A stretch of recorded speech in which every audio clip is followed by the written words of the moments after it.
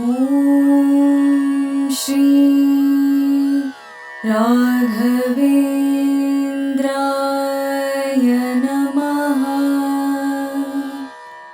ಶ್ರೀ ಗುರುಭ್ಯೋ ನಮಃ. ಪರಮಗುರುಭ್ಯೋ ನಮಃ. ಶ್ರೀಮದಾನಂದ ತೀರ್ಥ ಭಗವತ್ಪಾದಾಚಾರ್ಯ ಗುರುಭ್ಯೋ ನಮಃ. ಶ್ರೀ ವೇದವ್ಯಾಸಾಯ ನಮಃ. ಲಕ್ಷ್ಮೀ ಹಯಗ್ರೀವಾಯ ನಮಃ. ಲಕ್ಷ್ಮೀ ವೆಂಕಟೇಶಾಯ ನಮಃ. ಓಂ ಶ್ರೀರಾಮ ರಾಮ ರಾಮೇತಿ ರಮೇ ರಾಮೇ ಮನೋರಮೇ ಸಹಸ್ರನಾಮ ತತ್ತುಲ್ಯಂ ರಾಮನಾಮಾವರಾನನೇ. ಶ್ರೀ ಕ್ಷೇತ್ರ ಆಗಿರ್ತಕ್ಕಂಥ ಜ್ವಾಲಾ ಭವರೋಗ ವೈದ್ಯ ಲಕ್ಷ್ಮೀ ನರಸಿಂಹದೇವರ ಸನ್ನಿಧಾನ, ನವನರಸಿಂಹದೇವರ ಸನ್ನಿಧಾನ, ಸಾಕ್ಷಾತ್ ಗುರುಗಳಾಗಿರ್ತಕ್ಕಂಥ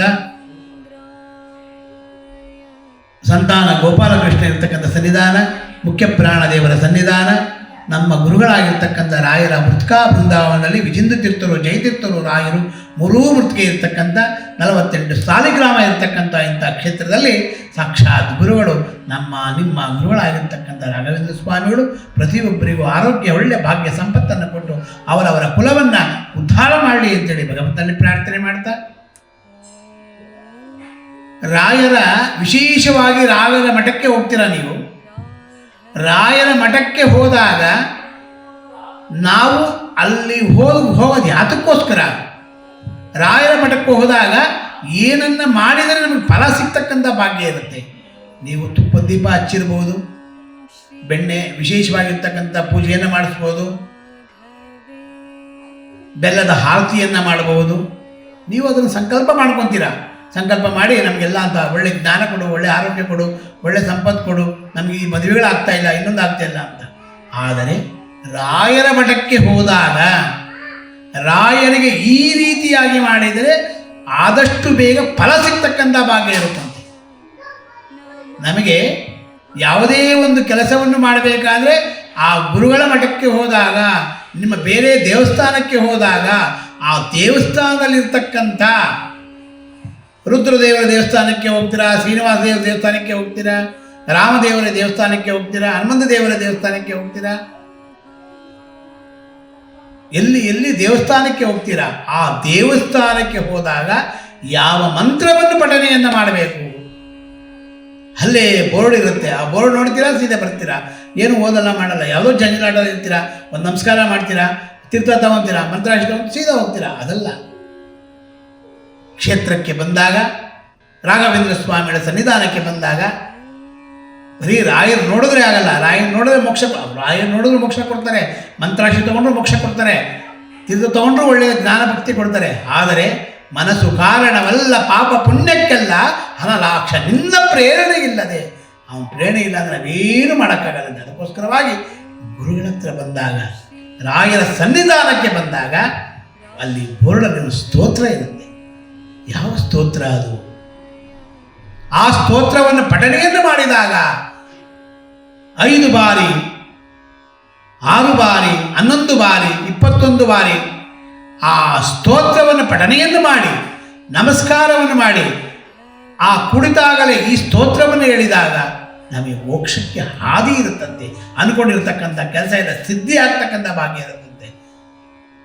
ಅದಕ್ಕೋಸ್ಕರ ಎಲ್ಲಿ ರಾಯರ ಮಠಗಳಿದೆ ಆ ಮಠಕ್ಕೆಲ್ಲ ಒಬ್ಬರು ವಿಶೇಷವಾಗಿ ರಾಯರೇ ಅನುಗ್ರಹವನ್ನು ಮಾಡಿ ಈ ಬೋರ್ಡನ್ನು ತಗೊಂಡು ಕೊಡೋರಿಗೆ ಎಲ್ಲರೂ ಹೋದ್ರಿ, ಹೋದಾಗ ಆ ಪುಣ್ಯವೂ ಅವ್ರಿಗೆ ಹೋಗ್ತಕ್ಕಂಥ ಭಾಗ್ಯ ಇರುತ್ತಂತೆ. ಅದಕ್ಕೋಸ್ಕರವಾಗಿ ರಾಯರ ಮಠಕ್ಕೆ ಹೋದಾಗ ಮೊದಲನೇ ಸರಿ ವಾಸ್ಕಾಲ ಹತ್ರ ಹೋಗಿ ನಮಸ್ಕಾರವನ್ನು ಮಾಡಿ ಒಳಗೆ ಬರಬೇಕಾದ್ರೆ ಎಲ್ಲವೂ ನೋಡಿ ಒಂದು ಪ್ರದಕ್ಷಿಣೆಯನ್ನು ಬನ್ನಿ. ಆಗ ಪ್ರದಕ್ಷಿಣೆ ಬಂದು ನಿಂತ್ಕೊಂಡು ಗುರುಗಳಲ್ಲಿ ಪ್ರಾರ್ಥನೆಯನ್ನು ಮಾಡ್ಕೊಳ್ಬೇಕಂತೆ. ಪೂಜ್ಯಾಯ ರಾಘವೇಂದ್ರಾಯ ಸತ್ಯಧರ್ಮರಥಾಯ ಚ ಭಜತಾಂ ಕಲ್ಪವೃಕ್ಷಾಯ ನಮಥಾಂ ಕಾಮಧೇನವೇ.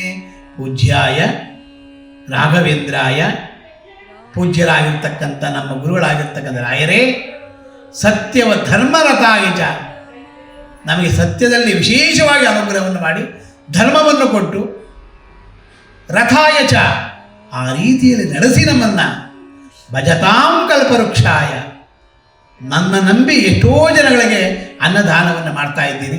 ಕೆಲಸ ಕೊಟ್ಟಿರ್ತೀರಾ, ನೀವು ಎಲ್ಲೋ ಒಂದು ಕಡೆ ಬೇರೆ ಕಡೆ ಕೆಲಸವನ್ನು ಮಾಡ್ತಾ ಇರ್ತೀರಾ, ನೀವು ಯಾರೋ ರೀತಿಯಲ್ಲಿ ಅನುಗ್ರಹವನ್ನು ಮಾಡ್ತಕ್ಕಂಥವ್ರು ಆಗ್ತಾ ಇದ್ದೀರಾ. ಆದ್ದರಿಂದ ಗುರುಗಳೇ ನಿಮ್ಮ ಸನ್ನಿಧಾನಕ್ಕೆ ಬಂದಿದ್ದೀನಿ, ಎಲ್ಲರನ್ನೂ ಉದ್ಧಾರ ಮಾಡ್ತಾ ಇದ್ದೀರಾ. ಸತ್ಯ ಧರ್ಮದ ರಚಾಯ ಚ ಭಜತಾಂ ಕಲ್ಪವೃಕ್ಷಾಯ, ಧರ್ಮದಲ್ಲಿ ವಿಶೇಷವಾಗಿ ಅನುಗ್ರಹವನ್ನು ಮಾಡಿ,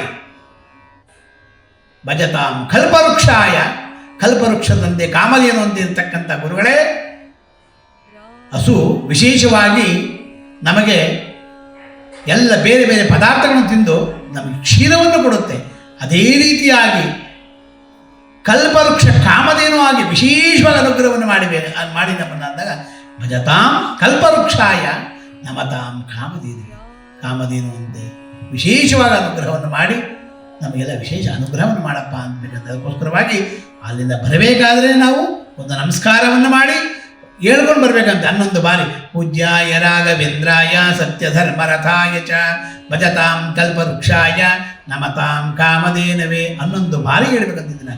ದೂರ್ವಾದಿ ದ್ವಾಂತರವಯೇ ವೈಷ್ಣವೇಂದ್ರೇ ವರಂದ್ರಹೇ ಶ್ರೀ ರಾಘವೇಂದ್ರ ಗುರುವೇ ನಮೋ ಅತ್ಯಂತ ದಯಾಳವೇ. ರಾಘವೇಂದ್ರ ತೀರ್ಥಗಳು ಅತ್ಯಂತ ದಯಾಳುಗಳಂತೆ. ಅಂಥ ಗುರುಗಳ ಸ್ಮರಣೆಯನ್ನು ಮಾಡಿಕೊಂಡು ರಾಯರ ಮಠಕ್ಕೆ ಹೋದಾಗ ಪ್ರದಕ್ಷಿಣೆಯನ್ನು ಮಾಡಿ 21 ಬಾರಿ ಈ ರೀತಿಯಾಗಿ ಹೇಳಿದಾಗ ನಾವು ಅಂದ್ಕೊಂಡಿರ್ತಕ್ಕಂಥ ಕೆಲಸಗಳನ್ನೆಲ್ಲ ಸಿದ್ಧಿ ಮಾಡ್ತಕ್ಕಂಥವರೇ ನಿಮ್ಮ ಗುರುಗಳಾಗಿರ್ತಕ್ಕಂಥ ರಾಘವೇಂದ್ರ ಸ್ವಾಮಿಗಳು. ರಾಗಪ್ಪ, ತಿರುಪತಿಯ ತಿಮ್ಮಪ್ಪ, ಮಂತ್ರಾಲಯದ ರಾಗಪ್ಪ ಅಂತಾರೆ. ಇಂಥ ಗುರುಗಳಿಗೆ ಬಂದಾಗ ವಿಶೇಷವಾಗಿ ಹೇಳಬೇಕಂತೆ. ಇವೆಲ್ಲ ಹೇಳಿದಾಗ ನಮಗೆ ಮೋಕ್ಷಕ್ಕೆ ಹಾದಿ ಇರುತ್ತಂತೆ. ಬೇರೆ ಬೇರೆಯವರಲ್ಲಿ ರುದ್ರದೇವರ ದೇವಸ್ಥಾನಕ್ಕೆ ಹೋದಾಗ, ಶಿವನ ದೇವಸ್ಥಾನಕ್ಕೆ ಹೋದಾಗ ಮೃತ್ಯುಂಜಯಾಯ ರುದ್ರಾಯ ನೀಲಕಂಠಾಯ ಶಂಭವೇ ಅಮೃತೇಶಾಯ ಸರ್ವಾಯ ಶ್ರೀಮನ್ ಮಹಾದೇವಾಯ ತೇ ನಮಃ. ರುದ್ರದೇವರ ಸ್ಮರಣೆಯನ್ನು ಮಾಡಬಹುದಂತೆ. ಅದೇ ರೀತಿಯಾಗಿ ಹನುಮಂತ ದೇವರ ದೇವಸ್ಥಾನಕ್ಕೆ ಹೋದಾಗ ಬುದ್ಧಿರ್ಬಲಂ ಯಶೋಧೈರ್ಯಂ ನಿರ್ಭವ್ಯಕ್ತಮರೋಗತಃ ಅಜಾಡ್ಯಂ ವಾಕ್ಪಡತ್ ಪಂಚ ಹನುಮತ್ ಸ್ಮರಣಾದ್ವೈತ. ಹನುಮಂತ ದೇವರೇ ಬುದ್ಧಿಯನ್ನು ಬಲವನ್ನು ಕೊಟ್ಟು ನಮ್ಮ ಕುಲವನ್ನು ಉದ್ಧಾರ ಮಾಡಪ್ಪ ಅನ್ಬೇಕಂತೆ. ಅಂಥ ಮಹಾನುಭಾವರಾಗಿರ್ತಕ್ಕಂಥ ವಾಯುದೇವರು ವಿಶೇಷವಾಗಿ ಅನುಗ್ರಹವನ್ನು ಮಾಡ್ತಕ್ಕಂಥವ್ರಾಗ್ತಾರಂತೆ. ನರಸಿಂಹದೇವರ ದೇವಸ್ಥಾನಕ್ಕೆ ಹೋದಾಗ ನರಸಿಂಹದೇವರೇ ಮಾತಾ ನರಸಿಂಹಸ್ಯ ಪಿತಾ ನರಸಿಂಹ ಭ್ರಾತಾ ನರಸಿಂಹಸ್ಯ ಸಖಾ ನರಸಿಂಹ ವಿದ್ಯಾ ನರಸಿಂಹಸ್ಯ ದ್ರವಿಡಂ ನರಸಿಂಹ ಯಥೋ ಯಥೋ ಯಾಮಿ ತಥೋ ನರಸಿಂಹ. ನರಸಿಂಹದೇವ ನ ಪರಂ ಕಿಂಚತೆ ತಸ್ಮಾತ್ ನರಸಿಂಹಂ ಶರಣಂ ಪ್ರಪದ್ಯೆ ಭರ್ಜರಂ ಭವಬೀಜಾನಾಂ ಸಜ್ಜನಂ ಸರ್ವಸಂಪದ ತ್ರಾಸನಂ ಯಮದೂತಾನಾಂ ನರಹರೇ ನಾಮಕರ್ಜನ. ಯಮದೂತರು ಬಂದು ನಮ್ಮನ್ನು ಮುಟ್ಟೋದೇ ಇಲ್ಲಂತೆ. ಯಾಕೆ? ಅದರಲ್ಲಿ ವಿಶೇಷವಾಗಿರ್ತಕ್ಕಂಥ ನರಸಿಂಹದೇವರ ಸ್ಮರಣೆಯನ್ನು ಮಾಡಿರ್ತೀವಿ ನಾವು. ಮಾತಾ ನರಸಿಂಹ, ಪಿತಾ ನರಸಿಂಹ, ಭ್ರಾತಾ ನರಸಿಂಹ, ಸಖಾ ನರಸಿಂಹ, ವಿದ್ಯಾ ನರಸಿಂಹ, ದ್ರವಿಡಂ ನರಸಿಂಹ, ಕದರಿ ನರಸಿಂಹ, ಬೆಟ್ಟ ನರಸಿಂಹ, ಗುಂಜಾ ನರಸಿಂಹ, ಲಕ್ಷ್ಮೀ ನರಸಿಂಹದೇವರೇ ನೀನೇ ಉದ್ಧಾರ ಮಾಡಬೇಕು ನಮ್ಮನ್ನು ಆಗಬೇಕಂತೆ. ರಾಮದೇವರ ದೇವಸ್ಥಾನಕ್ಕೆ ಹೋದಾಗ ರಾಮದೇವರಲ್ಲಿ ಪ್ರಾರ್ಥನೆ ಮಾಡ್ಕೊಬೇಕಂತೆ. ಯಾಕೆಂದರೆ ಇದು ರಾಮಜನ್ಮಭೂಮಿ. ಇದು ಆ ರಾಮಜನ್ಮಭೂಮಿಯಲ್ಲಿ ವಿಶೇಷವಾಗಿ ರಾಮಾಯ ರಾಮಭದ್ರಾಯ ರಾಮಚಂದ್ರಾಯ ವೇದಸೆ ರಘುನಾಥಾಯ ನಾಥಾಯ ಸೀತಾಯ ಪತಯೇ ನಮಃ. ರಾಮದೇವರ ಸ್ಮರಣೆಯನ್ನು ಮಾಡಿ ಗುರುಗಳ ಸ್ಮರಣೆಯನ್ನು ಮಾಡಬೇಕಂತೆ. ಕೃಷ್ಣನ ದೇವಸ್ಥಾನಕ್ಕೆ ಹೋದಾಗ ಕೃಷ್ಣನನ್ನು ಪ್ರಾರ್ಥನೆ ಮಾಡ್ಕೋಬೇಕಂತೆ. ಅದರಲ್ಲೂ ವಿಶೇಷವಾಗಿ ಯಾರಿಗೆ ಸಂತಾನ ಭಾಗ್ಯ ಆಗಿರಲ್ಲ, ರಾಯರ ಮಠಕ್ಕೆ ಬಂದು ಆ ರಾಯರ ಮಠದಲ್ಲಿ ಸಂತಾನ ಗೋಪಾಲಕೃಷ್ಣನ ಸ್ಮರಣೆಯನ್ನು ಮಾಡಿ ಕೃಷ್ಣಾಯ ವಾಸುದೇವಾಯ ಹರಯೇ ಪರಮಾತ್ಮನೇ ಪ್ರಣತಶ್ಲೇಷನಾಶಾಯ ಗೋವಿಂದಾಯ ನಮೋ ನಮಃ. ಕೃಷ್ಣ ನಿನ್ನ ಅನುಗ್ರಹ ನಮಗೆ ಸಂಪೂರ್ಣವಾಗಲಪ್ಪ, ಕೃಷ್ಣನ ದಯ ನಮಗಿರಲಿ ಅಂತ ಹೇಳ್ಬೇಕಂತೆ. ಗಣಪತಿಯ ದೇವಸ್ಥಾನಕ್ಕೆ ಹೋದಾಗ ಶುಕ್ಲಾಂ ಭರಧರಂ ವಿಷ್ಣುಂ ಶಶಿವರ್ಣಂ ಚತುರ್ಭುಜಂ ಪ್ರಸನ್ನವದನಂ ಧ್ಯಾಯೇ ಸರ್ವವಿಘ್ನೋಪಶಾಂತಿಯೇ. ನಮ್ಮ ಕಷ್ಟಗಳನ್ನೆಲ್ಲ ಪರಿಹಾರ ಮಾಡಿ ಮೊದಲನೇ ಪೂಜೆ ನಿನಗೇಪ್ಪ ಭಗವಂತ ಅಂದಾಗ ಆ ಗಣಪತಿ ಅಂತಕ್ಕಂಥ ವಿಶ್ವಂಬರ ಮೂರ್ತಿ ಎಲ್ಲರನ್ನು ಉದ್ಧಾರ ಮಾಡ್ತಕ್ಕಂಥವ್ರಾಗ್ತಾನಂತೆ. ಆ ಗುರುಗಳ ಒಂದು ಸೇವೆಯನ್ನು ಮಾಡಿದಾಗ, ರಾಯರ ಮಠಕ್ಕೆ ಹೋದಾಗ ರಾಯರ ಮುಂದೆ ಹೋಗಿ ನಿಂತು 11 ಬಾರಿ ರಾಯರ ಸ್ಮರಣೆಯನ್ನು ಮಾಡಿ ಪೂಜ್ಯಾಯ ರಾಘವೇಂದ್ರಾಯ ಸತ್ಯ ಧರ್ಮರತಾಯ ಚ ಭಜತಾಂ ಕಲ್ಪವೃಕ್ಷಾಯ ನಮತಾಂ ಕಾಮಧೇನವೇ ಇವೆಲ್ಲವನ್ನು ಹೇಳಿದಾಗ ಆ ಗುರುಗಳು ನಿಮಗೆ ವಿಶೇಷವಾದ ಅನುಗ್ರಹವನ್ನು ಮಾಡ್ತಕ್ಕಂಥರಾಗ್ತಾರಂತೆ. ತೂರ್ವಾದಿ ದ್ವಾಂತರವೇ ವೈಷ್ಣವೇಂದ್ರೇ ವರಂದ್ರೇ ಶ್ರೀ ರಾಘವೇಂದ್ರ ಗುರುವೇ ನಮೋ ಅತ್ಯಂತ ದೇವೇ ಗೋಪಿ ಯತ್ನತಾರೇಣ ಮುಕುಂದಶೇನಾಯ ಚ ರಾಜರಾಜಾಯ ಯುಕ್ತೋ ರಾಘವೇಂದ್ರ ಸಮಾಜ. ರಾಘವೇಂದ್ರ ಸ್ವಾಮಿಗಳು ಗೋಪಿ ಯತ್ನಸಾರೇನ ಕುರುಡನಿಗೂ ವಿಶೇಷವಾಗಿ ಅನುಗ್ರಹವನ್ನು ಮಾಡದಂತೆ, ಕುರುಡನಿಗೂ ಅನುಗ್ರಹ ಮಾಡದಂತೆ. ಮಾತು ಬರದೇ ಇರತಕ್ಕಂಥದ್ದು ಅನುಗ್ರಹ ಮಾಡೋದಂತೆ. ಇಂಥ ಮಹಾನುಭಾವರಲ್ಲ ಗುರುಗಳು. ಅಂತಹ ಗುರುಗಳ ಸೇವೆಯನ್ನು ಯಾರು ರಾಯರ ಮಠಕ್ಕೆ ಹೋಗ್ತೀರಾ, ಈ ರಾಯರ ಸ್ಮರಣೆಯನ್ನು ಮಾಡಿ ಅವರಿಗೆಲ್ಲರಿಗೂ ರಾಯರ ಅನುಗ್ರಹವನ್ನು ಮಾಡ್ತಕ್ಕಂಥವ್ರು ಆಗ್ತಾರೆ. ಇಂಥ ಗುರುಗಳ ಸೇವೆಯನ್ನು ಯಾರು ಮಾಡ್ತೀರಾ, ಇಂಥ ರಾಯರ ಮಠಕ್ಕೆ ಹೋದಾಗ ಇವೆಲ್ಲವನ್ನು ಸ್ಮರಣೆಯನ್ನು ಮಾಡ್ತೀರಾ, ಅವರಿಗೆ ಆದಷ್ಟು ಬೇಗ ಅತಿ ಶೀಘ್ರದಲ್ಲಿ ಅನುಗ್ರಹವನ್ನು ಮಾಡ್ತಕ್ಕಂಥವರೇ ಕಲಿಯುಗದಲ್ಲಿ ವಿಶೇಷವಾಗಿ ಕಾಮಧೇನು ಕಲ್ಪವೃಕ್ಷರಾಗಿರ್ತಕ್ಕಂಥ ರಾಘವೇಂದ್ರ ಸ್ವಾಮಿಗಳು, ಕಲಿಯುಗದಲ್ಲಿ ವಿಶೇಷವಾಗಿ ರುದ್ರದೇವರ ವಿಶೇಷವಾಗಿ ಅನುಗ್ರಹವನ್ನು ಪಡೆದಿರ್ತಕ್ಕಂಥ ರಾಯರು ಎಲ್ಲರನ್ನು ಉದ್ಧಾರ ಮಾಡ್ತಕ್ಕಂಥವರಾಗ್ತಾರಂತೆ.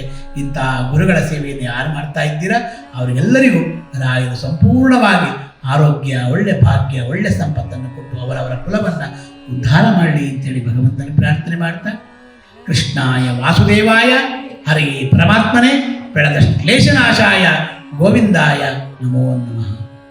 ಹಂಸನಾಮಕ ಪಕ್ಷಿಯಾಗಿರ್ತಕ್ಕಂಥ ಯಾರು ಹಾಲನ್ನು ತಗೊಂಡು ನೀರನ್ನು ಬಿಡುತ್ತೋ ಅದೇ ರೀತಿಯಾಗಿ ನಮ್ಮಲ್ಲಿರ್ತಕ್ಕಂಥ ಒಳ್ಳೆಯ ಗುಣಗಳನ್ನು ತಗೊಂಡು ಕೆಟ್ಟ ಗುಣಗಳನ್ನು ಬಿಟ್ಟು ನಮ್ಮನ್ನೆಲ್ಲ ಉದ್ಧಾರ ಮಾಡಿ ಅಂತೇಳಿ ಭಗವಂತನ ಪ್ರಾರ್ಥನೆ ಮಾಡ್ತಾ, ಸರ್ವಂ ಶ್ರೀಕೃಷ್ಣಾರ್ಪಣಮಸ್ತು ಮಧ್ವಾಂತರ್ಗತ ಭಾರತೀಶ. ಪುಟ್ಟರಾಯರೇ, ಏನ್ ಮಾಡ್ತಿದ್ದೀರಾ? ಪ್ರತಿದಿನ ನಮ್ಮ ಅಪ್ಪ ಅಮ್ಮ ನಿಮ್ಮ ಚಾನೆಲ್ ನ ಎಲ್ಲಾ ವಿಡಿಯೋಗಳನ್ನ ನೋಡುತ್ತಾರೆ, ಆದ್ರೆ ಸಬ್ಸ್ಕ್ರೈಬ್ ಶೇರ್ ಮಾಡೋದು ಮರೆತಿದ್ದಾರೆ. ಅದಕ್ಕೆ ನಾನು ಸಬ್ಸ್ಕ್ರೈಬ್ ಶೇರ್ ಮಾಡ್ತಿದ್ದೆ, ಕಮೆಂಟ್ ಕೂಡ ಮಾಡ್ತಿದ್ದೆ. ಹಾಗಾದ್ರೆ ನೀವು ಕೂಡ ಸಬ್ಸ್ಕ್ರೈಬ್ ಶೇರ್ ಕಮೆಂಟ್ ಮಾಡಿ ಪ್ಲೀಸ್. ॐ श्री राघवे